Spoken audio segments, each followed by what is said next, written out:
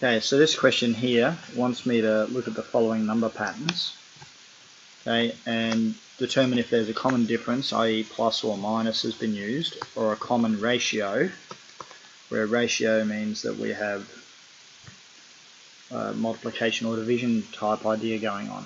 So if I look at B, okay, so with B we have 19, 17, 15, 13, 11. If we have a look, first of all, the first thing you normally look for is something like a common difference. You know, am I adding or subtracting stuff or whatever.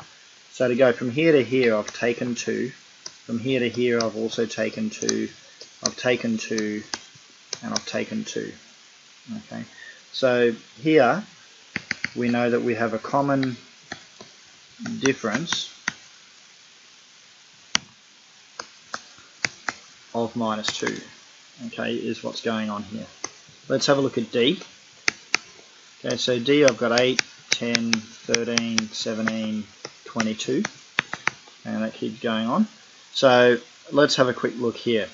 So if I look at a common difference, well, I've got plus 2, I've got plus 3, I've got plus 4, and I've got plus 5. Okay, so that's not a common difference. Okay, so not common.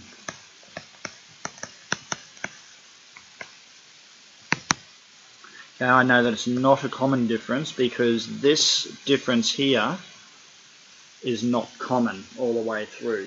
Whereas this here is negative 2, negative 2, negative 2, negative 2. It's common all the way through. Right? Whereas here the difference isn't common. It changes. But there is a pattern. Right? That's just not a common difference. Okay, now a common ratio, okay, is where we look to see, okay, a common ratio is where I just check this out and I go the ratio of 8 over 10. Okay, so that's actually equal to 4 over 5. Let's have a look at the ratio of, right, so we've looked at 8 over 10. Let's have a look now at the ratio of 10 over 13. Okay, so it's 10 over 13, and that's not equal to 4 over 5. Right, so from that, therefore, there's no common ratio either. Okay, so we've got no common ratio as well. Okay, but there is a pattern because we've seen it, right? That whatever we're adding on to the previous number here is increasing by 1 as we go along, but it's not a common, or what we call a common difference. What we can also do is just have a quick look again at A, where we have 4, 12, 36, 108, 324. Okay, and let's try to see here in terms of, okay, so let's look at a difference. So I've gone add 8 to get to there, and I've added 24 to get to there. So that's not a common difference. Okay, let's look at our ratios. Okay, so our ratio from is 12 on 4, which is equal to 3.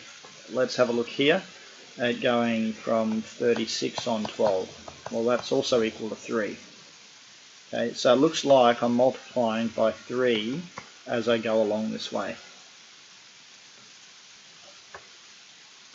So in this instance, what we have is a common ratio of 3. Okay.